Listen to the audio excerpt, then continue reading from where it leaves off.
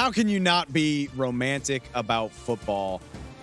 How can you not love the chaos and the unpredictability? Hello there. Welcome to the NFL on Fox podcast presented by Verizon. I'm Dave Helman and I'm on one. How could you not be? What did you think? Did you think week 14 was just going to go with a whimper? You saw these boring looking games on the schedule. Dolphins heavy favorites against Tennessee.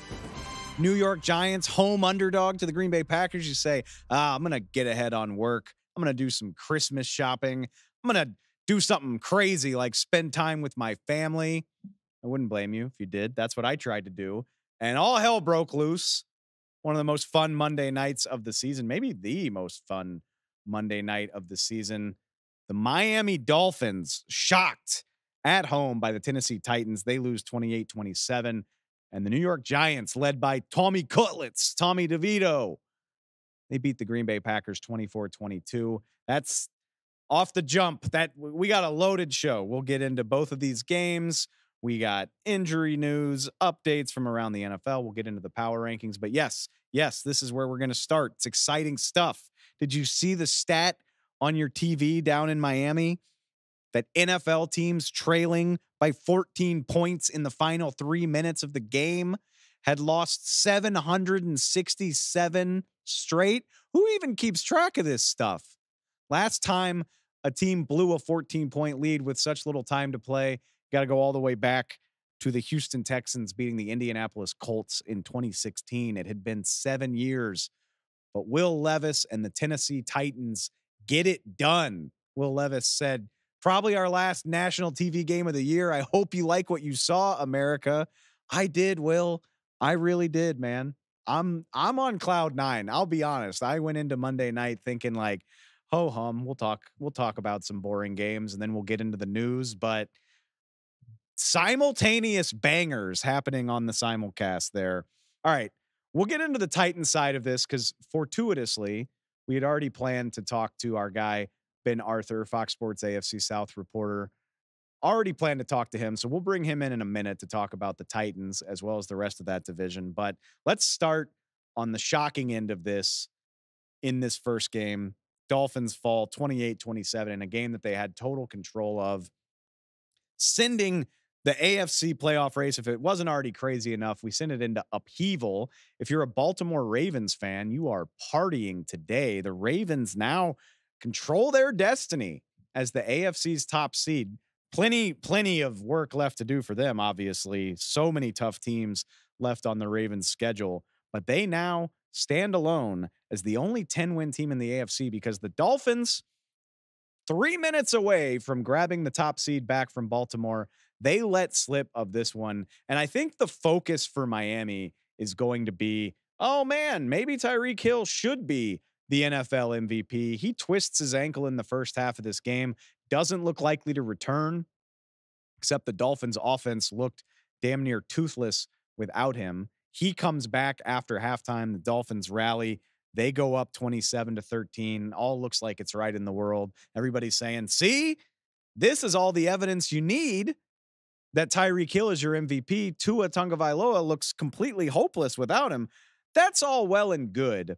And not knocking Tyreek Hill, because I really do think his MVP candidacy is valid. I think it's a conversation worth having. Even missing a chunk of the game with injury, he still had 4 catches for 61 yards. It's a pretty damn good game for most receivers in the NFL, just not the guy that's pushing to get to 2,000 yards for the first time in history.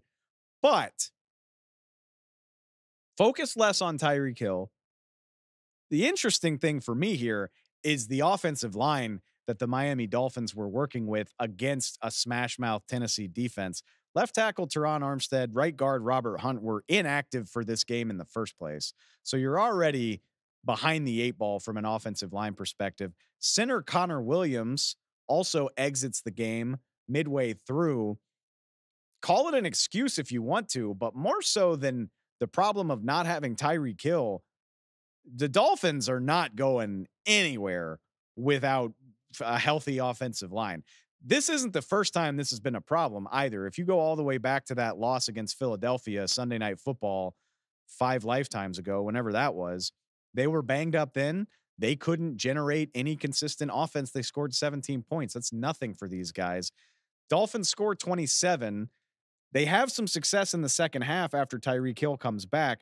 I would just like to point out those scoring drives, 2 plays, 7 yards, 2 plays, 12 yards, come about after muffed punts, egregious errors by the Tennessee Titans, a fumble later on sets them up inside the red zone. So it's not as if Tyreek Hill comes back and it's a cure-all for the offense. They were having a hard time moving the ball with him and without him because that offensive line is so banged up. So if I'm doing my math correctly, and I think that I am, 2 touchdowns in the second half on drives that the Titans just hand to them right outside the end zone. And remember, Zach Sealer got this whole thing started, and it looked like it was going to be a Miami route because he pick sixes Will Levis off to the races, 7-0. So a defensive touchdown, 2 turnovers lead to easy scores.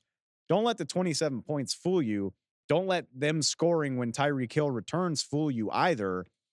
I think they would have been in for a long night, even if he had been fully healthy.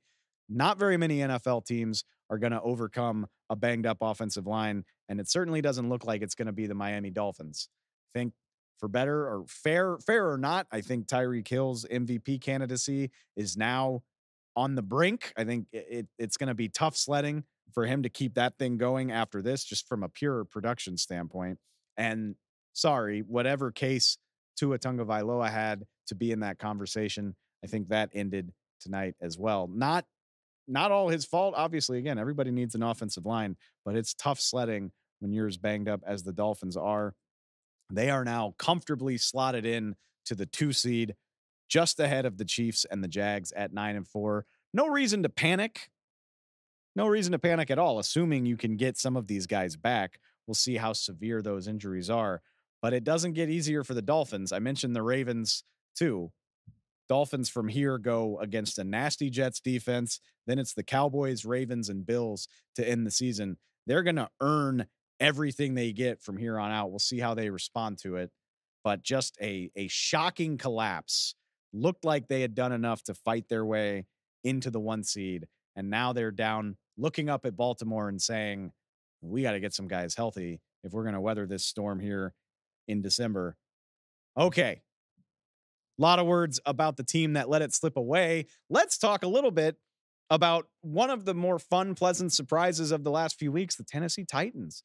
National TV. Go down to Miami and get a win. Who better to talk to than the guy that covers them, that covers the AFC South for us at Fox Sports? Ben Arthur joins me now, talking Titans. Not just that, though, the very contentious AFC South, which is right there in the thick of the playoff picture. Ben, I'm going to be brutally honest. I knew we were having you on to talk some AFC South on this show. Did not expect to lead things off with the Tennessee Titans. Damn sure didn't expect to lead things off with the Titans when they were trailing 27-13 with less than 5 minutes to play down in Miami. We know how this goes. Just when you think you've got your story ready to go, everything kind of goes up in smoke. What are in the moment your immediate reactions to the Titans pulling off a really literal miracle comeback? Yeah, but Dave, there's so much to this. I think number one, Will Levis is really a guy, right? Like I think the things he overcame in this game, like the early pick six, which was bad. The D tackle, I can't remember his name off the top of my head. He made a nice play, but it was a really bad moment, bad play for him, and then the bad pitch to Derrick Henry, which also led to a turnover. But man, he has guts. He's fiery. Love his energy, his passion, his emotion, and the resilience. Despite kind of the things that went wrong for him and the pressure he was facing, which he's really faced his entire time as a Titans starter to this point, but holding firm in there to lead this kind of win, to have the kind of guts he had, throwing for over 300 yards in his first Monday Night Football game with a national audience watching. I think that's one thing that stands out to me. Number two, DeAndre Hopkins is still an elite wide receiver. He's been doing it for the Titans all season. We know how bad they've been, but he's really been consistent for them and number one option for Will Levis. I mean, we've seen their connection continue to grow, and so I think that's something off the top of my head as well. And the Titans defense made some really, really timely, awesome plays. I think most notably in the red zone throughout the entire game. The Dolphins started like 0-3 in the red zone. I want to say 0-3 or 0-4. Just some really big plays inside the 10, inside the 5.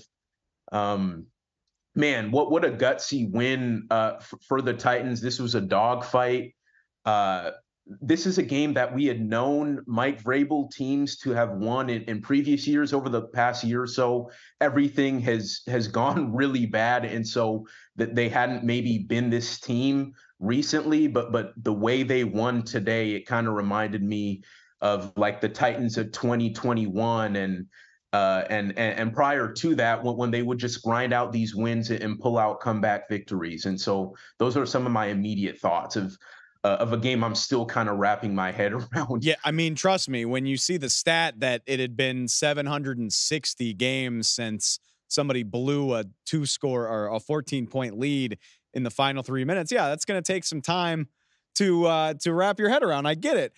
I am going to say this. I mean, I think it's a little late in the season for this to be a springboard. I think I still imagine the Titans are on the outside looking in of any kind of playoff picture. But when you think of what they've seen from Will Levis, you know, this is his third win since he took over as the Titans starting quarterback. And we've seen flashes like this on a pretty consistent basis. All things considered, for a team that's well below 500 still, there's got to be a decent amount of excitement in Nashville about what they've seen from this kid so far this season.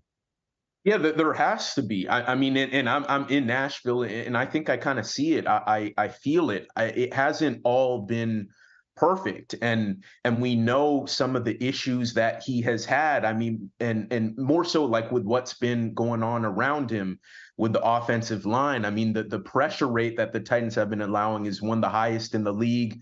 They've had wide receiver issues. Traylon Burks, a former first-round pick for them last year, he hasn't been available, and when he has played, hasn't lived up to expectations. And then the defense, which is supposed to be sort of the backbone of this team, hasn't really played to its standard all year. And time again, we see Will Levis at times like transcending like these issues around him, whether it's gutting it out in the pocket, taking these big hits. I mean, we saw the throw today where he really threaded a ball between 3 defenders to get it to DeAndre Hopkins just as he was getting drilled, which set up a field goal. I think it was in the first half, if I'm not mistaken.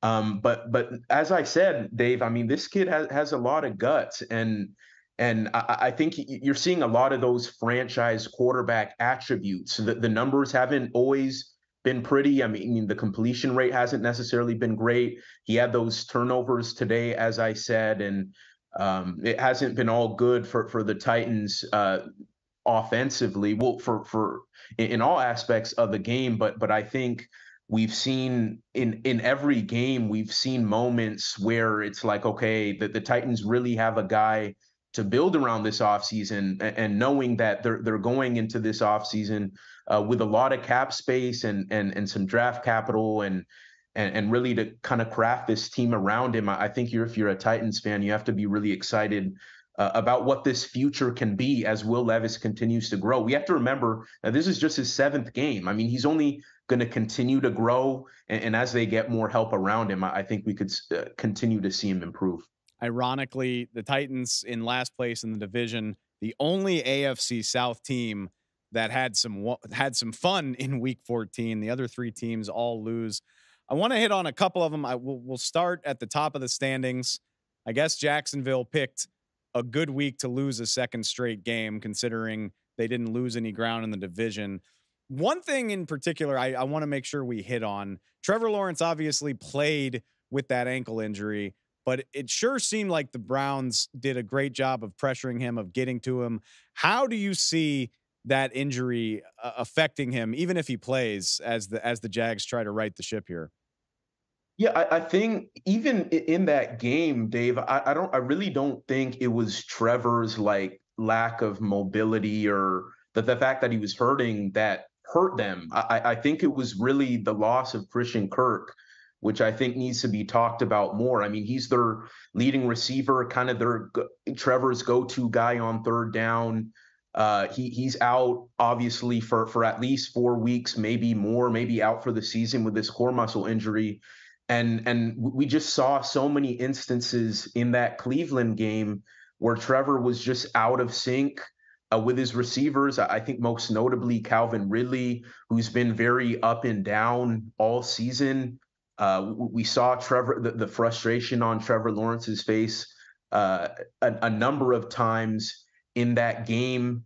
And so I think that's something to watch. I mean, we haven't seen their run game really play to what we expected it to be this year with Travis Etienne, and with knowing that you're not going to have Christian Kirk. Like, how is Calvin Ridley, Zay Jones, Evan Ingram, those guys going to elevate to kind of make up for that? Because I think that's going to be one of the biggest concerns, question marks for this Jags team moving forward.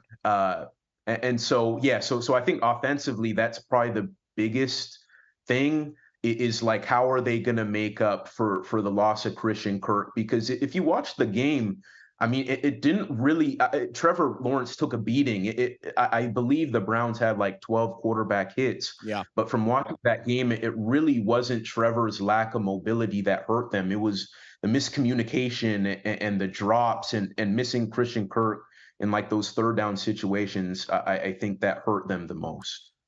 I think it's a really good point. And for a guy that twisted his ankle 6 days prior, Trevor moved around fairly well, but it is interesting to see how they will adapt to that. And you're right. I mean, losing Christian Kirk, it's an underrated aspect of what is in front of the Jaguars. I wonder if the Browns' success doing it leads to other teams to follow that. Maybe it's because I know who is up next on the Jaguars schedule with a Ravens team that loves to try to get after the quarterback. What do you think? Yeah, no, it's going to be something to watch for sure. And I didn't mention this, but like the Jaguars O line, they've had a lot of issues too. I mean, they were down. They got down to their fourth string left tackle. I mean, Cam Robinson was their guy and entering the season, and then he's on IR, and then it was Walker Little, who was hurt for the game, inactive, and then they had Ezra Cleveland in there, but then he got hurt, and then they were down to a guy named Blake Hance, and then you're facing a Ravens team that can get after quarterbacks. And on the other side, you have, from the Jags perspective, right tackle Anton Harrison. He's a rookie. He's played really well at times this season, but when O-line injuries add up, I mean, it always becomes a concern for your quarterback, and especially considering that most likely Trevor is going to continue to be somewhat limited for the foreseeable future. He's a guy who's able to move around, is used to being able to move around pretty well, but he's maybe not what he is typically physically. And then you have all these offensive line injuries that you're worried about, plus facing a Ravens defensive front that could really get after you, that they blitz at a high rate too. So from a communication standpoint, is the O-line going to be in sync from the Jaguars' perspective? So all those things are concern areas, I think, as you kind of enter this new week, next week. Concern areas feels like a trend for almost the entire division. Obviously, let's not going to speculate too much on CJ Stroud being in the concussion protocol. Obviously, when he clears it, he clears it. We'll see where it goes. You can't really put a timeline on that. But even when CJ Stroud is back, you see Nico Collins leaves this game against the New York Jets with a calf injury. We know they've already lost Tank Dell for the season. Dalton Schultz is dealing with a hamstring. Noah Brown's back, but he's been in and out of the lineup as well.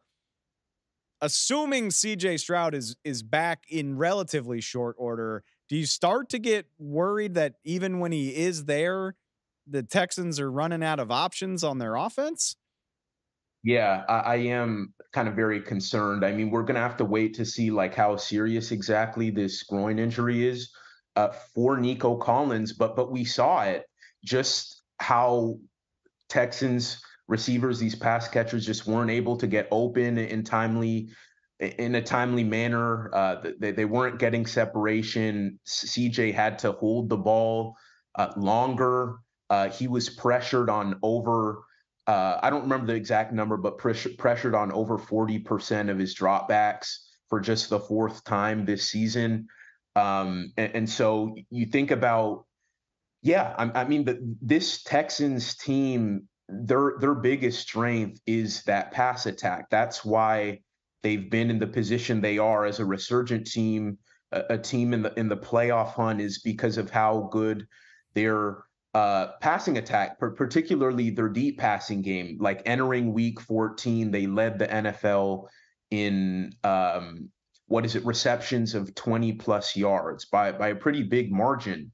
And Tank Dell and Nico Collins account for over 50% of that by themselves. And so when you don't have those guys, you recalibrate everything offensively if you're the Texans.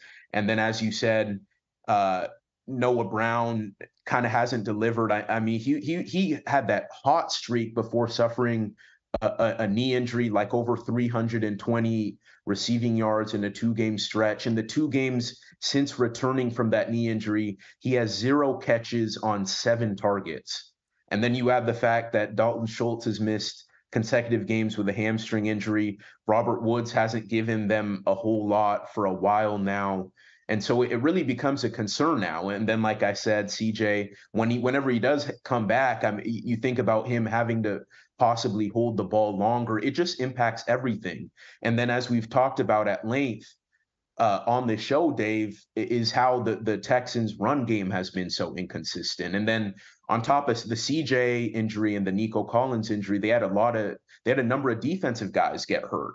And their defense has already kind of been up and down. They've been getting better as the season is worn on, but now they have some injuries on that side of the ball to deal with. So it's just kind of seems to be going wrong for the Texans at the wrong time, just with all these injuries. So yeah, of these kind of contenders in the AFC South, the Texans are definitely maybe the one I'm maybe most concerned about, just because we know what their biggest strength is with that passing game. And now I have very serious concerns about that at this point in time. I'm right there with you. And okay, last but not least, we can't leave out the Colts. They are currently a playoff team.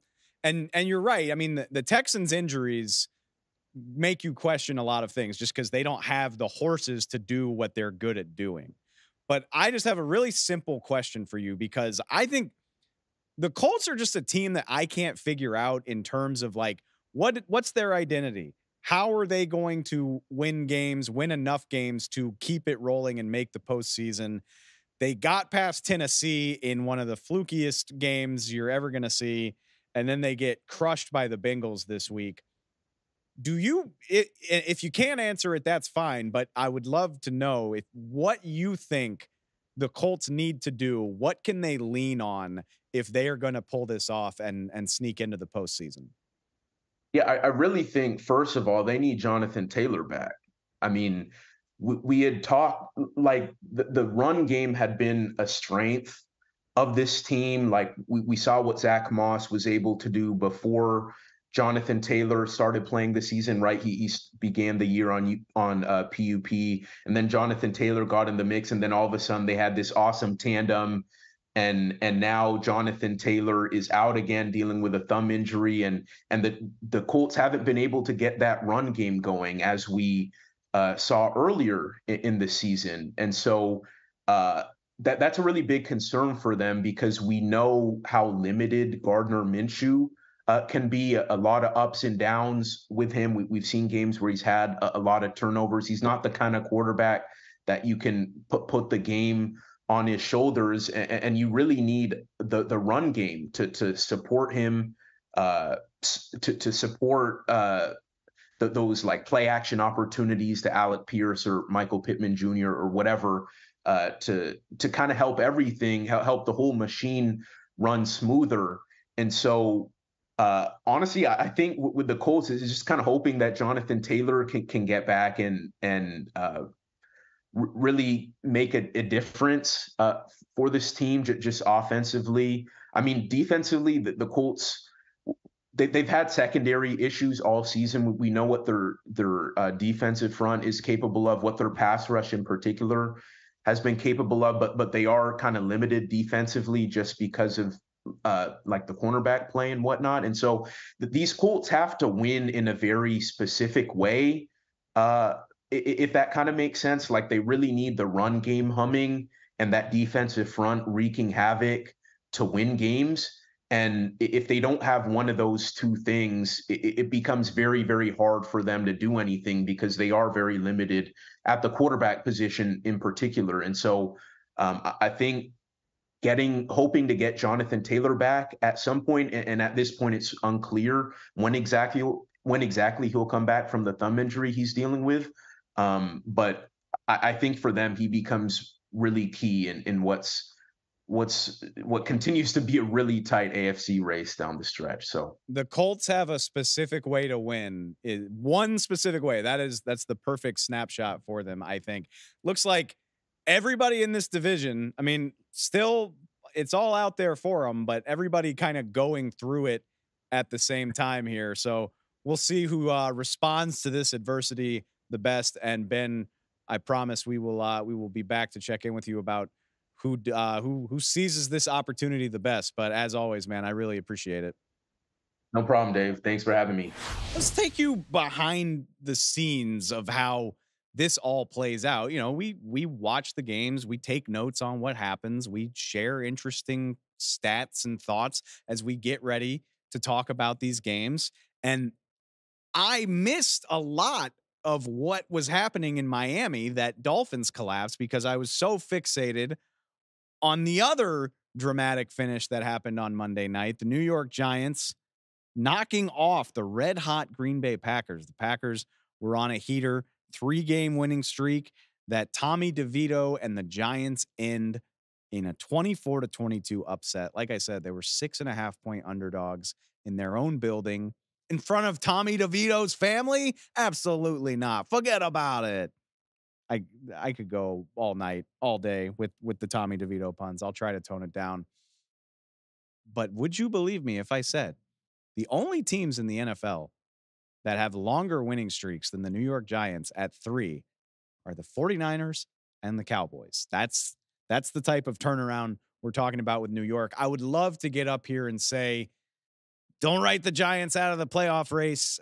I'm disappointed to share that even with this win streak, the Giants sit at just about a 2% chance of making the playoffs, according to the New York Times. So not sure about that, but they do have 2 games coming up against their division rival, the Philadelphia Eagles. They also play the LA Rams and the New Orleans Saints.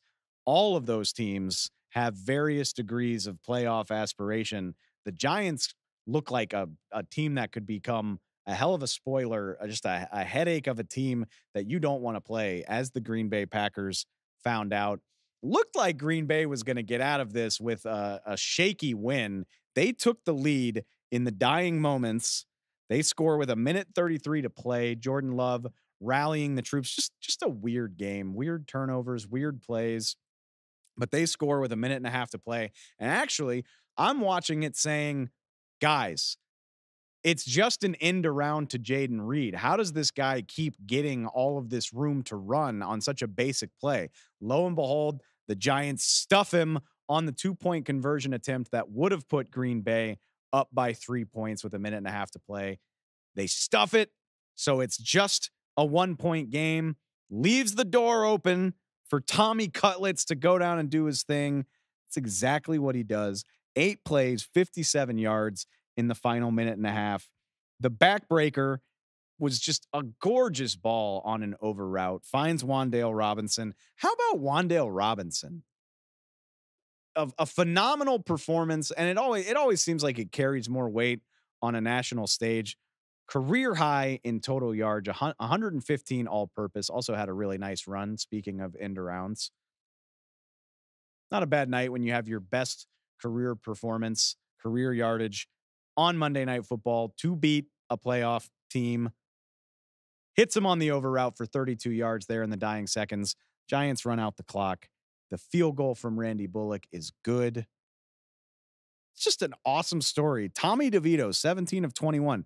The totals aren't going to be amazing. 158 yards, 1 touchdown. Also picked up 71 yards on the ground. Lamar Jackson, eat your heart out. Lamar threw for 300 the other day. I get it. But still, incredibly gutsy performance. Picked up key yards when he needed to. Saquon Barkley overcame a strange fumble. Guys touched the ball 1,413 times in his NFL career on Monday night. Just the third fumble in all of those touches, and was barely touched as well. Turf Monster got him. Every time I looked up at the TV in this one, it seemed like something weird was happening, and nothing weirder than the New York Giants coming out on top of it. Puts a little bit of a damper on the Green Bay Packers feel-good story. They were the hot team. They were the spoiler that nobody wanted to play. They had won 3 straight, including beating the Detroit Lions and the Kansas City Chiefs. And now, instead of riding that momentum, they are just one of 5 NFC teams sitting 1 game below 500, very much in the middle of that messy jumble. Their chance of making the playoffs took a staggering 30-point hit with this loss. It would have been 76% if they managed to hang on for the win. It's down at 42% now. Fortunately for Green Bay, the rest of the schedule looks very manageable, but that's the fun thing about having a young team that's never done this before. The Giants was a manageable game as well, and now they're on their way back to Green Bay, coming off of a loss, sitting below 500. Sure, there are plenty of games they can bounce back in, but you got to avoid some of the mistakes we saw in this game. Turnovers, special teams turnovers, missed field goals, the types of things that cost you in slim margin games, which I'm going to go ahead and guess we're going to see a few more of those for the Packers this season, playing a playoff contender, division leader in the Tampa Bay Bucks next week. They've still got another game against the Vikings, who are currently a playoff team, and a surging Bears team that I'm going to guess gives them a hell of a lot better effort than we saw all the way back in the season opener. So similar to what I said about the Dolphins, maybe not time to panic, but I just don't think you can take anything for granted if you're the Green Bay Packers, and losing as a 6-point road favorite just reminded us of that. All right, we've made it through the madness of the Monday night games. Let's move on to the news. But that first bit is tied to Monday night. With the Green Bay Packers loss to New York, the San Francisco 49ers are the first team this season to clinch a playoff spot. The Niners needed a loss by either Minnesota or Green Bay to clinch that thing up mathematically. Packers lose to the Giants, and it's done. With a month left to play, the 49ers are guaranteed a playoff game of some sort. Now, I mean, that's obviously cool. It's a sign of how dominant they've been, a sign of how successful they've been. You can't get to a Super Bowl until you lock up a playoff spot. But given the way this thing has gone for the 49ers, this feels like a footnote. There are loftier aspirations here. San Francisco, currently the NFC's #1 seed. They move into the top spot with Philadelphia's loss to Dallas. Oh, by the way, as we've mentioned, they have crushed both Philadelphia and Dallas this season. They have crushed all comers. Since they finished that 3-game losing streak heading into their bye week, they come back, they get everybody healthy. Debo and Trent Williams back doing their thing. They beat the AFC South leading Jacksonville Jaguars by 30. They beat the NFC South leading Tampa Bay Buccaneers by 13. They've annihilated one of their biggest division competitors, the Seattle Seahawks, twice, and that big beatdown of Philadelphia sandwiched right in there. Against the best type of competition, they have rolled over all comers. Their 3 losses coming when they were missing 2 of their best players. Health is going to be a big part of it, but San Francisco looks like the team to beat in the NFL.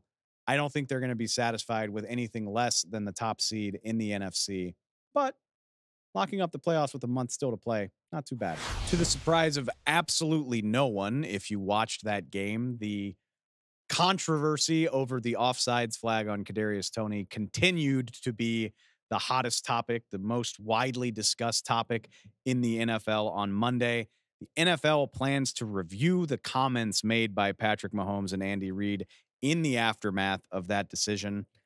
Can't say that that's terribly surprising. The NFL fines coaches and players when they say the slightest critical thing about officiating. That is why you get so many no comments about referees' decisions, because guys don't want to lose money over being frustrated. So the face of the league had to be restrained from getting in a ref's face on the sideline, and his head coach called it embarrassing that the league flagged Kadarius Toney on that play. Yeah, I would say that's going to get looked at. For his part, Patrick Mahomes said on Monday that he regretted the way he acted afterward, particularly when the cameras caught him complaining to Josh Allen at midfield. I appreciate that. Yeah, I mean, Josh Allen just got a big win. I'm sure they're buddies when they're not competing against each other.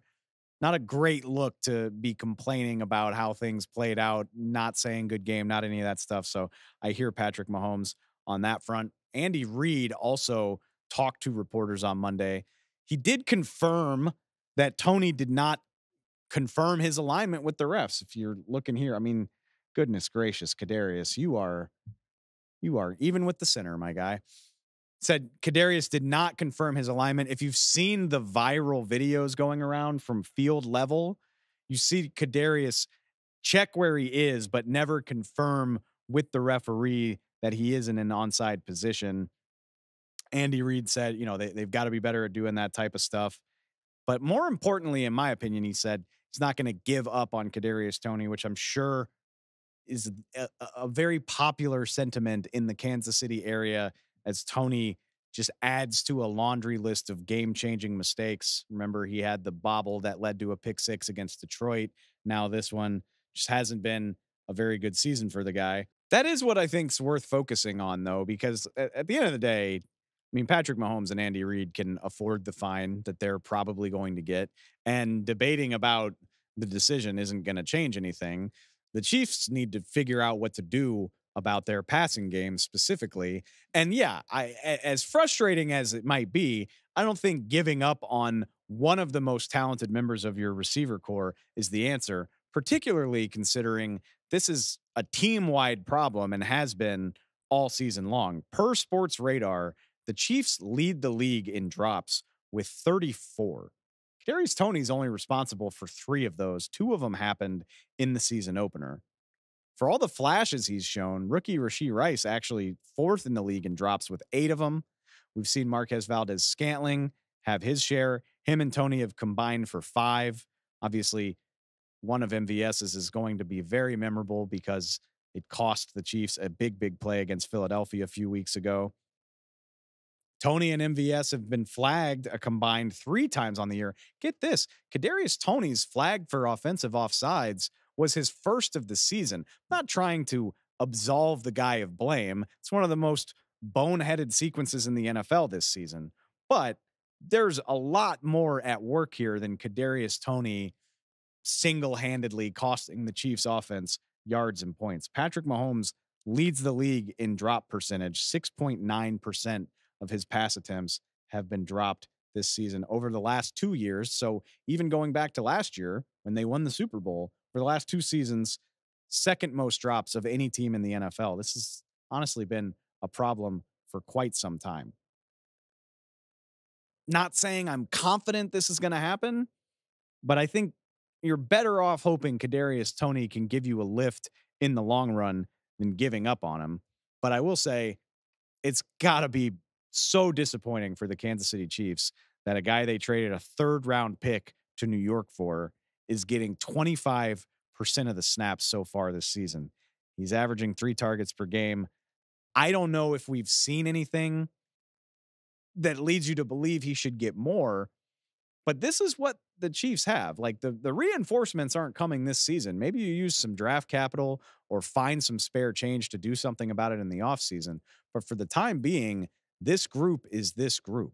I think the Chiefs have been banking for a while that Rice is going to be that guy that continues his upward trajectory. This is a mouthful. His upward trajectory. At the same time, he is a rookie. You're going to need somebody else to lean on. Maybe it's not going to be Kadarius Toney on a week after week basis, but as we saw in the Super Bowl last year, he's got the game-changing athleticism that can turn a game on his head. Punt return in the Super Bowl makes that trade worthwhile, even if everything that's happened since is a total disaster. I hope it doesn't sound like I'm defending Kadarius Toney too much, because it was a potentially game-losing mistake and one that didn't need to happen, regardless of the fact that Patrick Mahomes and Andy Reid would rather blame the referees. Although maybe that's the point of this. Maybe by turning this into an officiating controversy, you take the heat off of a receiver room that's already feeling plenty of it. I'm no expert motivator, but I don't know how much dogging these guys even further when they've already been the subject of so much frustration in Kansas City. I don't know how much good that's going to do. So stick with these guys. A lot of football left to play. I don't blame the Chiefs for thinking that in the long run, somebody here is going to pick up their play. It's a fairly favorable schedule down the home stretch. I'm gonna buy some stock in the Kansas City offense before things are said and done. Maybe it's not Kadarius Toney, but somebody somewhere in that building is going to step up and help Patrick Mahomes out. Several big injury updates to get to coming out of Sunday. For starters, Chargers quarterback Justin Herbert expected to undergo surgery Tuesday, today, depending on when you're listening to this. Whether or not he can return this season supposedly will be determined by the surgery, by what they see once that's all taken care of.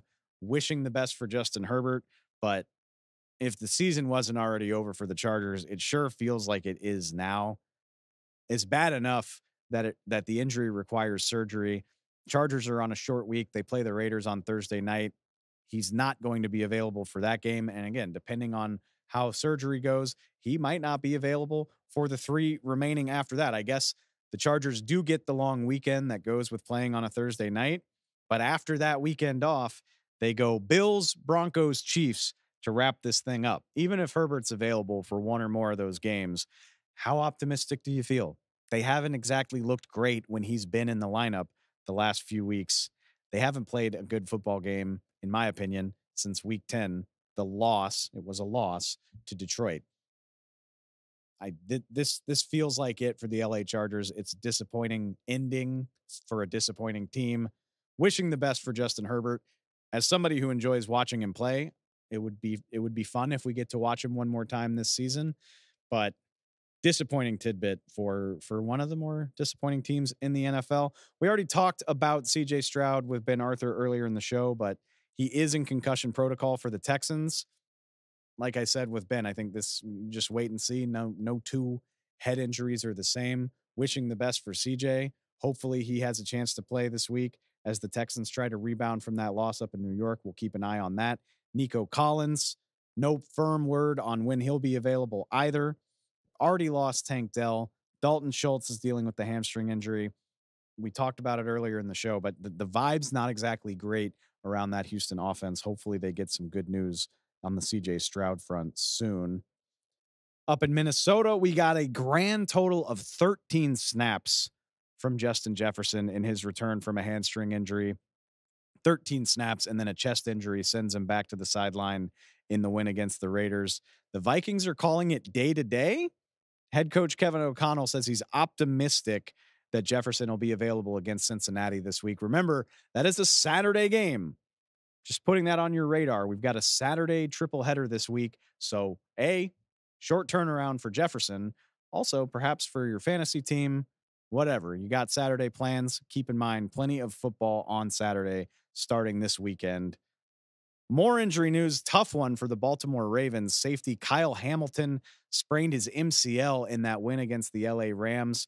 He's considered week to week, which usually sounds like optimistic news, but not when there's only 4 games left.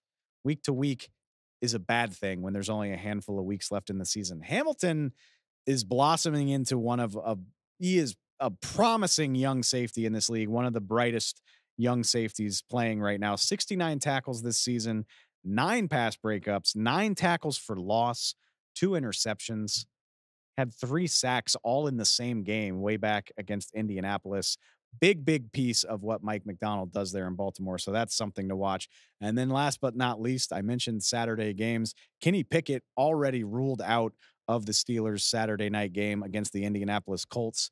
So it'll be Gardner Minshew going against Mitchell Trubisky between the AFC's 6 and 7 seeds. Get ready. Hope you're excited. All right, we're coming to the end of the show. We are moving on into week 15, but not before the most important part of the week. It's time for power rankings.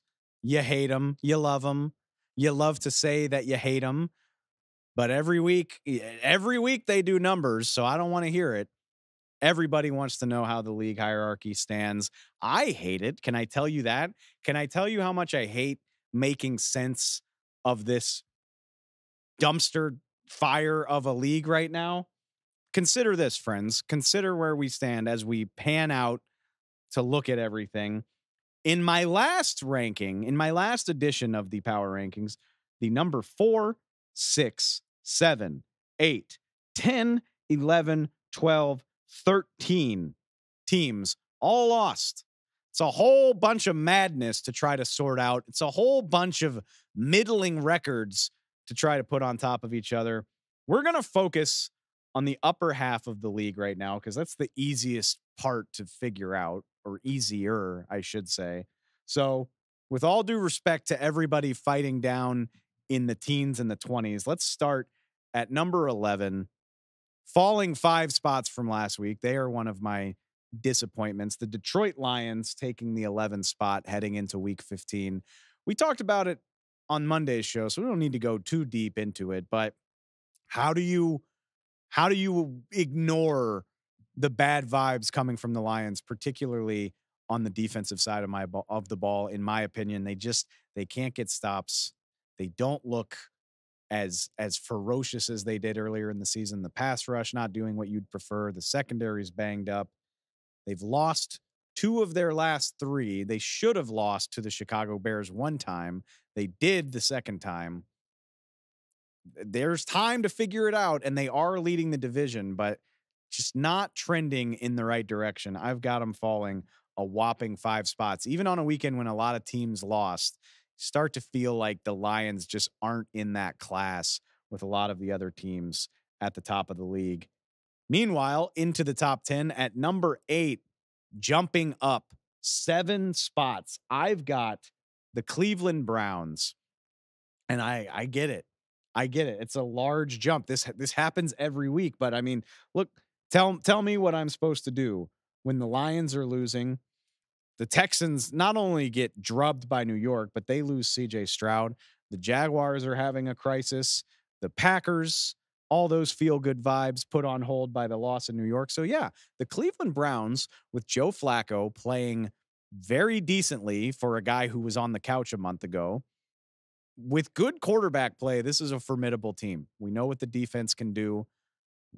They just needed a guy to step in and make enough plays, and that is what Joe Flacco has been able to do. They're firmly entrenched in that 5 spot. 8 feels high, but I feel pretty good about it. I feel pretty solid that the Cleveland Browns are going to make the postseason, and if Joe Flacco is up to it, could be a really tough out.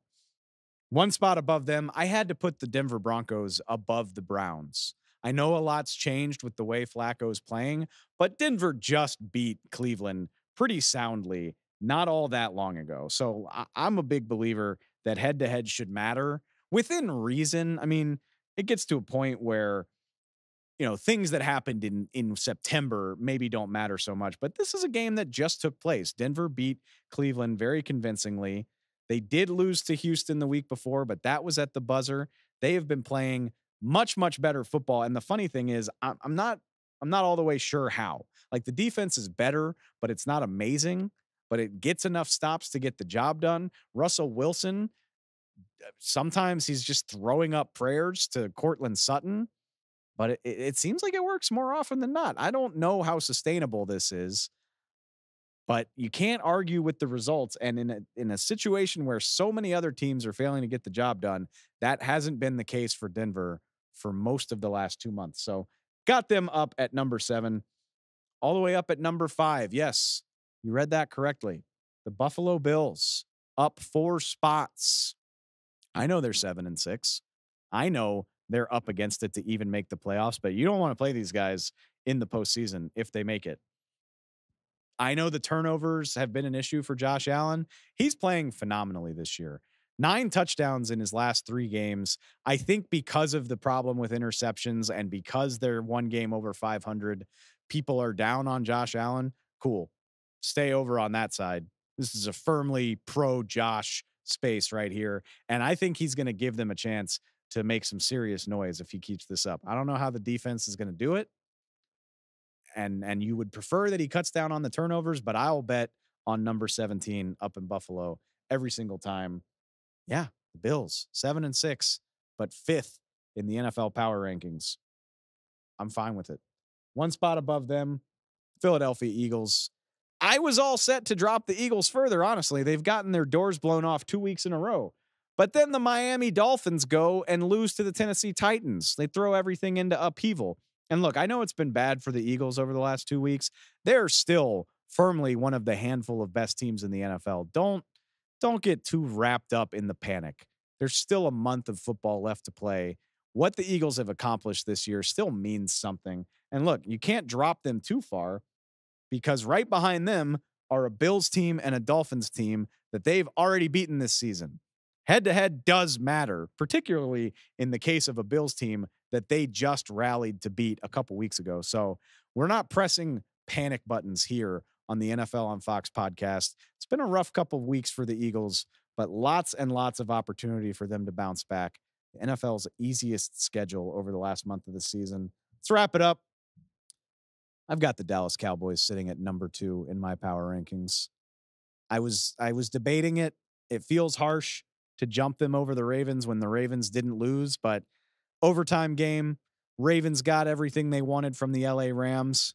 Not to say that that's a bad win. The Rams are a good team, but Dallas just dismantled a 10-win Philadelphia team, held the offense without a touchdown for the first time in several years. Dak Prescott wasn't even that great, and the Cowboys still scored 33 points. Just basically ground the Eagles into dust. It was amazing just because it happened so gradually. Like, again, the Cowboys, there weren't any of these crazy explosive plays, no game swinging interceptions. They just slowly pounded them into the dirt, which is impressive in all of its own way. So no disrespect to the Ravens. They are leading the AFC. They are an elite NFL team, but I just think what the Cowboys did to the Eagles to cap off this incredible run that they've been on. Yeah. The only team above them is obviously San Francisco, who has beaten them soundly so far this season. I can't wait to see where that goes. Hopefully we get to see another rendition of Niners Cowboys. But that brings us to the end of the power rankings. Niners, Cowboys, Ravens, Eagles, Bills. And then a whole heaping mess, a who's who of teams hovering just around 500. Plenty of opportunity for it to all change. What a way to wrap up week 14. Hopefully week 15 is half as entertaining in its own weird way. I'm sure it will be. We will be here to break the whole thing down. We've got our previews coming up. Like I said, 3 Saturday night games this week, in addition to a Thursday nighter. We'll get you ready for the whole thing starting on Thursday. Until then, you can go find us on Spotify, subscribe on Apple Podcasts, find our YouTube channel, wherever you get your NFL news, wherever you get your podcasts, you can find us there. As always, y'all, I appreciate you so much. Until next time.